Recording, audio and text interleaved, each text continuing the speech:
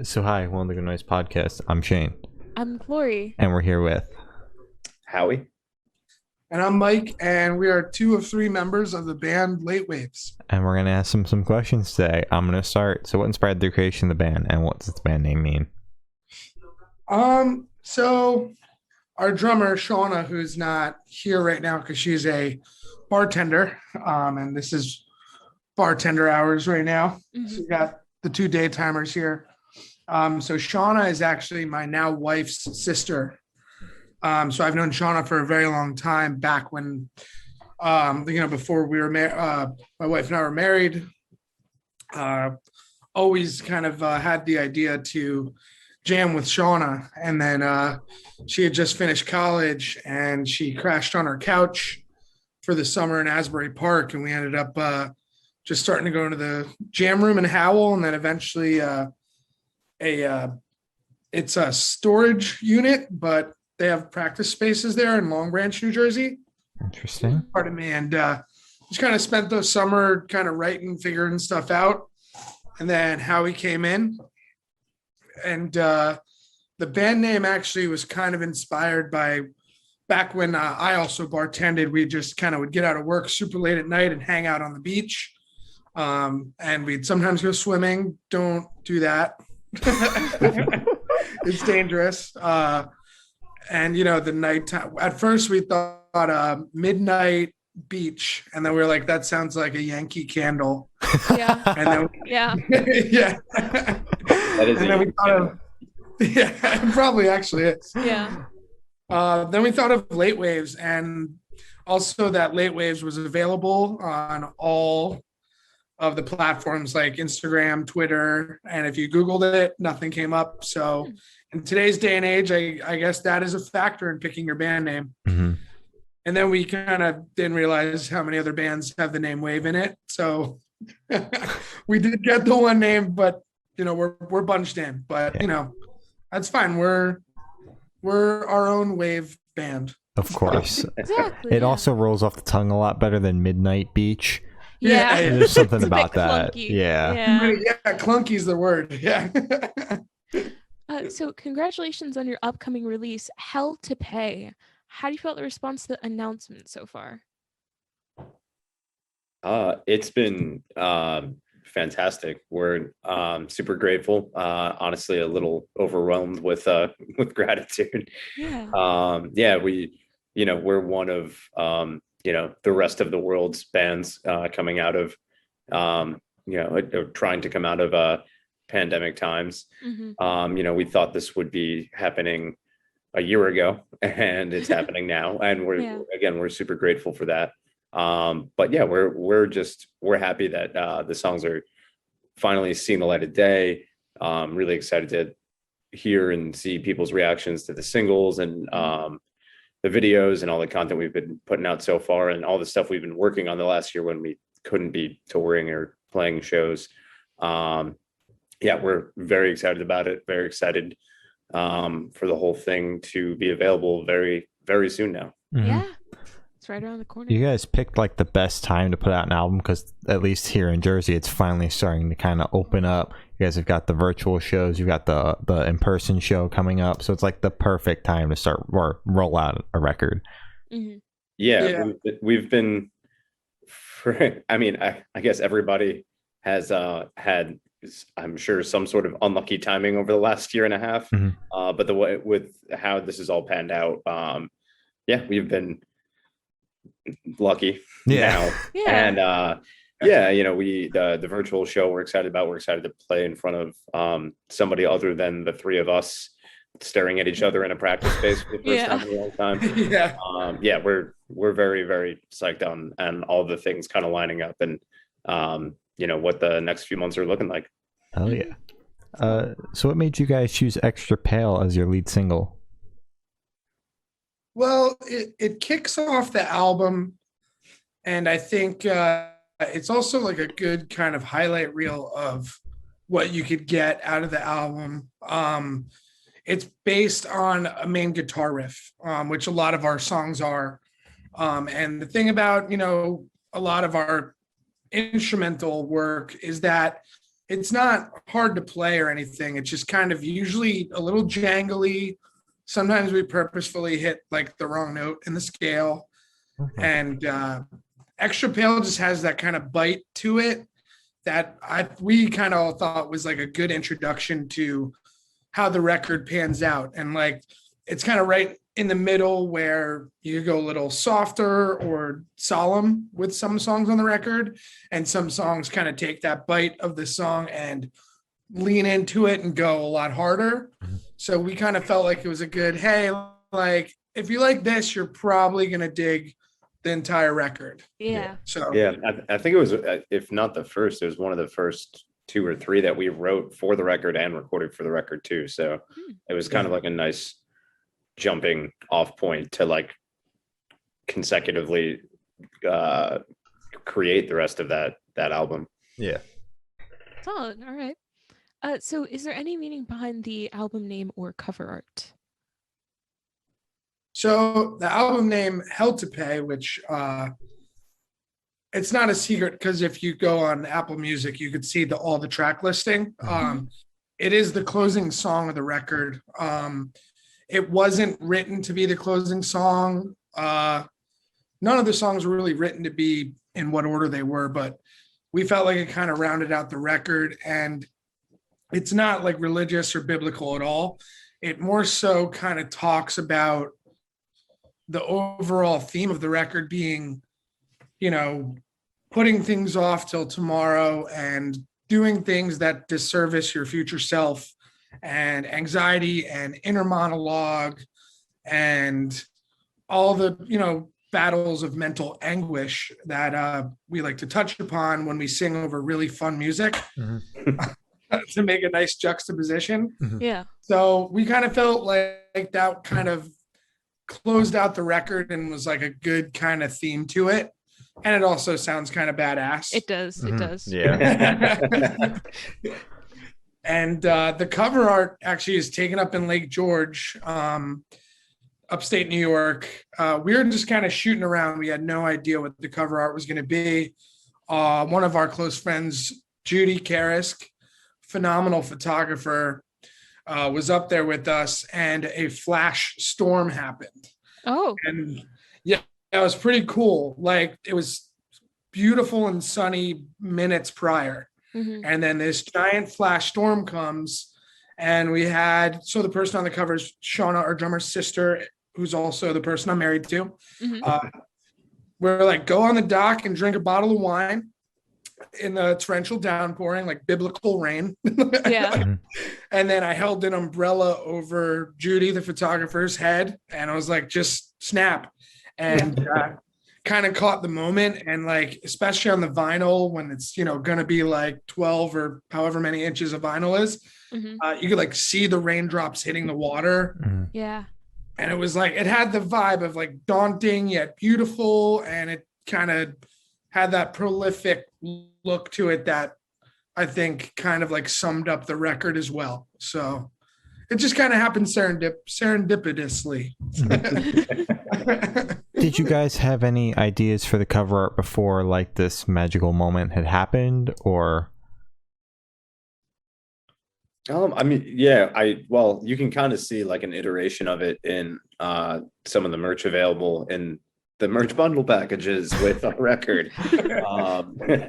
And where can you get those bundle packages? NoHopeRecords.com. Nice plug. There you go. There you go. Thank you. Yeah, Mike had a really like a really fun, like creative idea that, and then our buddy Pete drew Mike's original napkin drawing. And he's a great tattoo artist, and that shirt is available. It's also the art, it's the flyer art for our digital show as well. Mike can do way better than napkin drawings, just to clarify. Okay. All right. Good to know. Good to know. Pete happened to take this one too. He happened to take on this one for us though. All right. Solid. So can you tell me a little bit about your writing process for this album? It kind of went all over the place. We don't really have a method that we stick to. A lot of times it's in between practicing songs that are already written. someone will maybe play something and someone will play something that accompanies it. And then before you know it, I'm screaming gibberish trying to work out the melody. Mhm. And I believe like that's how like Extra Pale and a few other songs on the record came to be. Sometimes I write, you know, a verse and a chorus on the acoustic, but for the most part, we all bring it together because we need to know that we could play it live. And that's super important to us. And then lyrically, we kind of go over with a fine tooth comb. And then in the studio, again, so Vinny Caruana, one of the producers on the record, went through every single lyric as we sung it to make it, you know, really cohesive with the way we would talk or the way people kind of talk in general. So it could be really relatable. And that was like a really mind-blowing, smart thing that I've never tried with lyrics that he showed us, that as we kept writing the record, I would kind of picture him over my shoulder, like what do people say or how do people talk? And is this something someone can relate to? And it was like kind of a really genius thing that was there. So in summation, we don't really have a process. It's just however it comes out. Yeah, exactly. All right. So that seems to work, I guess. Yeah, clearly. I mean, yeah, exactly. So can you guys tell me where your headspace was at while you were creating this record? You want to start this one, or you want? Well, it took. I mean, I guess it takes a lot of bands a lot of time to do full lengths, or sometimes even just EPs, or you know, even if they're trying to crank out like singles, you know, spread far enough apart. The record took us, not even including you know, waiting for COVID to start to dissipate. It took us like just under maybe a year and a half in like 3 separate sessions. But between that time, we were continually writing and also touring and also going to work to pay rent and to be able to go on tour and to be able to go back in the studio and all that fun stuff. So yeah, we did it in 3 sessions. And I mean, I think I can speak for all of us, you know, and at the very least myself, but I think our headspace was like just like overall excitement to work with the people that we were very fortunate to be able to work with. So there was like a lot of motivation, kind of like lit the fire under us to like not just get together and like write songs for the sake of writing songs, but it almost made us that much more excited to get whatever we were feeling and where our headspace was at, like out into making music together. We were fortunate enough to, you know, try out a lot of these songs on the road here in town in Asbury Park. Yeah, I think I mean, lyrically, you know, it definitely focuses on, as Mike said before, like that inner monologue and what do you want to call it? Mental anguish, mental, you know, different types of mental illness. There's definitely that theme. There's no secret to that in the lyrics, written over happy, fun riffs. Yeah. But yeah, I think we were just like, we were very focused on like making this happen, given the opportunity that we were given. And it made it such a fun process. And like, we looked forward to like every writing session, every practice. The minute we got another studio date, we were like, you know, that was the light at the end of the tunnel. And then there'd have to be another light at the end of that tunnel because we'd have to go back again. But it's really, I mean, all in all, it was really, it's nice that it worked out the way it did, because it each time we improved as writers, we improved as players. We were, you know, with the help of Brett and Vinny, like we just had like, it was like getting a motivational speech every 6 months, basically, like for a week at a time. Yeah, it was really, really, it was a very good experience. We were, as a band, I think, in a very good collective headspace while we're getting all this, you know, inner darkness out onto pen and paper and guitar strings and tracks, you know. Yeah. Anything to add, Mike? Yeah, to go along with Brett and Vinny, our producers, they kind of just had this, and it wasn't competitive. It was, the tone was set that like they dug us enough to like want to work with us. So we wanted to make sure we brought them our best work that we possibly put forward. And then what they would do is take that and make it better.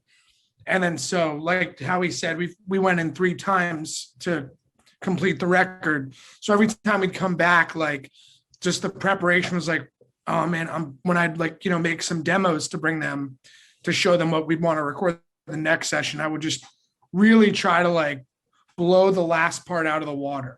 And the overall like tone was like I said, it wasn't competitive. It was just like everyone was there to do the best, like make the best song. And that doesn't mean like the best guitar solo, the best vocal run, the best drum fill, the best bass line.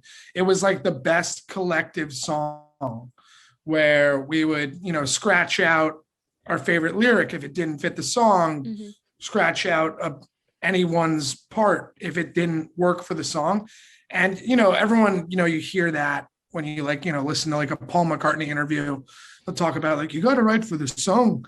But like that was a great impression. It's great. That's all I could do, one sentence. But like everyone's gonna want to like, I'll admit it, like if I have like a tasty guitar riff, I'm gonna want to like throw it in there and be a little flashy. But like the vibe was like not to let the vibe was to just create the best thing that our heads could put together and possibly create. And it was like such an amazing experience.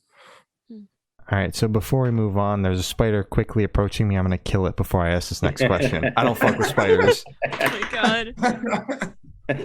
we don't want any injuries here.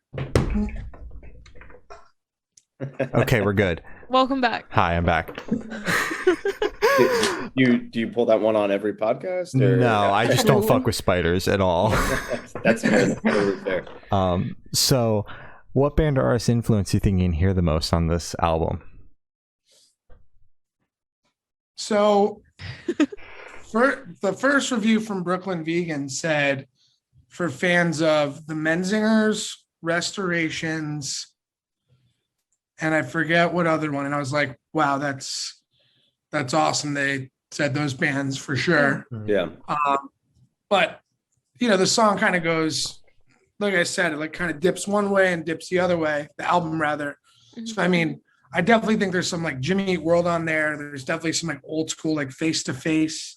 There's also like some like 90s grunge. Like I grew up loving Weezer's early stuff like Pinkerton and the Blue Album. And I really got a lot of my like guitar inspiration from them. And also like guitarists like Angus Young of AC/DC. Like I love those like face melter big guitar riffs that aren't really super popular in this genre.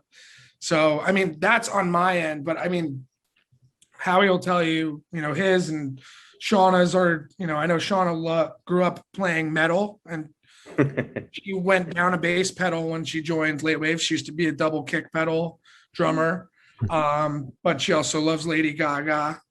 Yeah. I think yeah, I mean, I think we've definitely loved the comparisons, or at least where people are assuming like we are getting our influences from, because they're usually pretty spot on. But yeah, I mean, the three of us I think you can tell in our music, obviously listen to a lot of the same stuff as some of the aforementioned bands Mike just said. Yes, like totally our influences, and we could be compared to them sound wise. But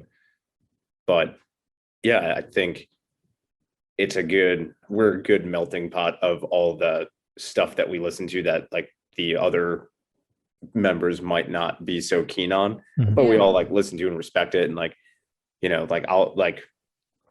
we'll show each other bands that we know that those other people probably would not have found on their own or would ever seek out. And then they're just like, and we're all just like, oh, this is cool. Like, or at the very least, it's like, man, that drummer is like absolutely insane. Don't necessarily like the music, but like I'm going to pull from how that person's playing and, apply it to the next time we go into the room and play together. Like there's definitely a lot of that.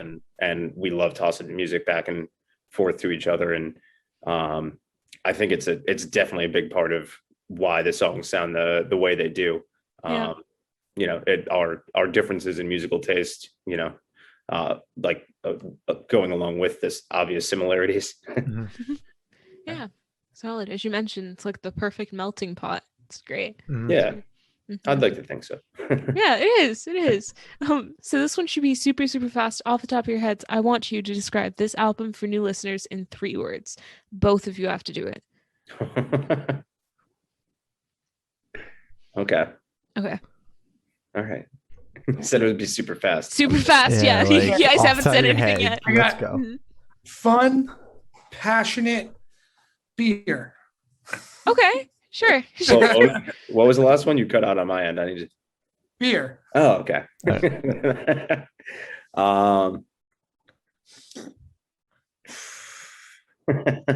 You had all that time. I know, it's bad. I feel like I had to do something like this recently. I nailed it. Heavy. Okay, fun, that's 1, 2. and sad. Okay. All right. That's good. So in that same train of thought, is there a certain feeling you want your listeners to have while going through the album? I've said when we were writing the record, we actually didn't know what it was about. You kind of take a look back and you're like, oh, so I was kind of singing out some of my demons there. When you listen to a song, you're like, that's a pretty sad lyric I wrote, Yeah. But I think the overall message isn't everything sucks. I think it's more like, hey, it's okay to not be okay. There's a light at the end of the tunnel, all sorts of cliches, but they are based in some sort of truth. Kind of just we're in this together situation as far as we're all trying to be better people and be good, and no one has the right answers. Yeah. So, just kind of the album kind of says yeah, everything's kind of a mess right now, but here's some fun riffs and cool drum parts and cool bass lines. So at least have fun in this moment, because that's better than looking behind or looking ahead right now. So Yeah. I definitely agree with what Mike just said. I think there's a way to a lot of bands, it's very obvious that what they're singing about, and that they are trying to convey their feelings and thoughts and connect with fans and listeners. I think the way we do it, it's some bands can be almost more inviting for people to become part of that experience than others, and that's not to discrediting anybody's writing style. I just think there's a pretty blatant openness with our lyrics, where it's another band could sing it another way or write that lyric another way, but this is a very open and camaraderie experience with a listener, where it's hey, come on in, we know you're going through it or something similar, we're going through it too. And that's I don't know, I think that's one of the ways that we maybe strive to connect with people. Yeah, I like It's very wholesome. That's good. That's good. Wholesome. And then you listen to one of the songs where I talk about getting really drunk and breaking stuff. Yeah. I don't think I talk about breaking stuff, but I think it's still wholesome. It's not like Limp Bizkit break stuff. It's more you're mentally breaking stuff. Yeah, Andy Dwyer from Parks and Rec breaking stuff. Okay. Yeah. All right. That's a summation of our band, and Perfect. So where do you guys see the band in the next 5 years? LP3. I don't want to rush. I don't want to be one of those full length every 8 months. Yeah. Yeah. Oh, Weezer. Want to Oh make my sure they're all God. good. Yeah. Speaking of Weezer, so I mentioned like the early stuff. No, I'm just kidding. I like it all. I'm a sucker for it all. I hope we be on like LP3. Same producers, Vinny and Brett, same studio, barbershop. Such a good experience. I hope maybe we're getting maybe a little more experimental. Hopefully headlining tours by then. Mm-hmm. Yeah.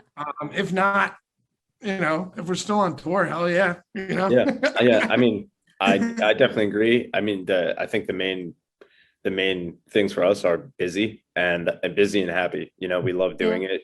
We had to, for unfortunate but the right reasons, take a year and a half off of it, and we all put ourselves in a place where we were ready to do this last year.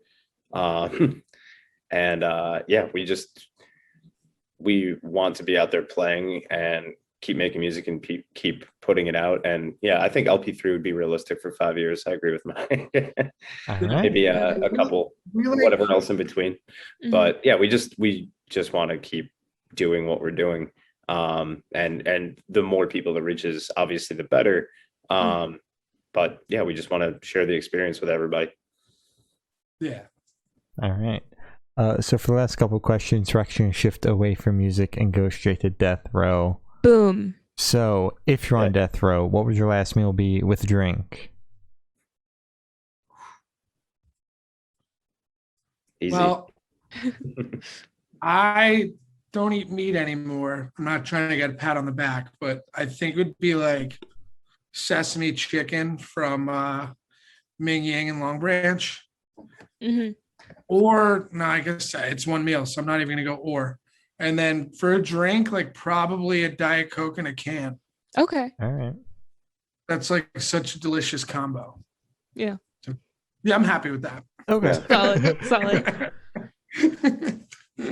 I would absolutely settle for any and all types of Mexican food, but I would say, and Mike and Shauna would definitely attest to this, I would say burrito and a Labatt Blue, and I'd be set. All right. Yeah.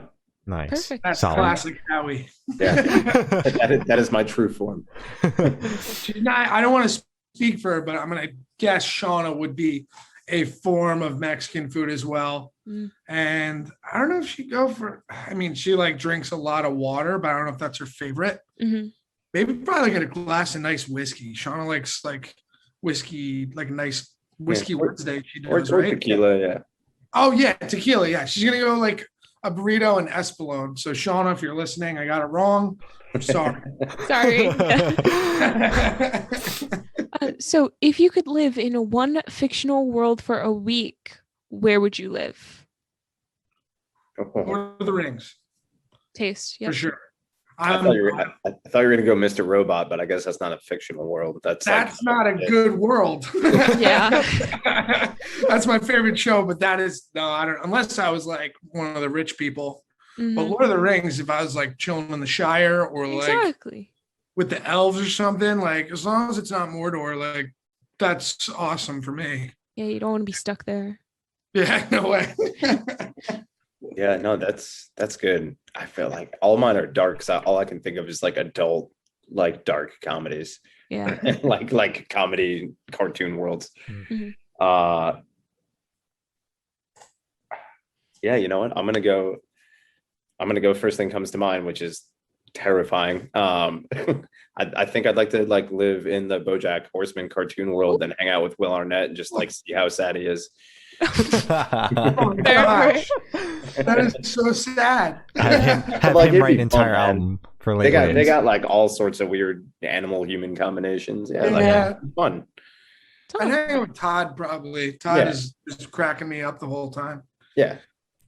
I would make it a good time, not like a sad time. Exactly. Like an observer. Yeah. Mm-hmm. So I've done of asking the last question, and every single person we've spoken to have said that it is the most important question. What's your favorite color?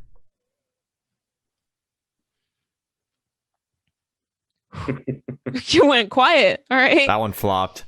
I'm gonna say purple. I got a purple guitar here. I got like a pinky purple light up there. Yeah, I'm no, gonna say like purple. yeah. Tom? I think Mike's favorite color is purple. Can confirm. Yeah, I'm gonna say green because I'm wearing a green shirt, and my other answer would be black or gray, which I don't think really are colors. Yep. So yeah, no, I think the most worn actual color I own and wear is green. So I'm gonna go with that. All right. Solid. Good All right. choices. So as I said, that's all the questions we have today. Is there anything that you guys would like to plug? Oh, please check out the record. If you haven't heard us and we didn't annoy you in this interview, thank you for listening to us, and thank you for having us on this interview. Of course. Of course. Yes, But thank yeah, you. give us Yeah. a shot. Listen to the record. I think you'll like it. It's fun. There's something in there for everybody. Yeah, it's out June 4th on No Hope Records. You can pre-order it at their website, nohoperecords.com.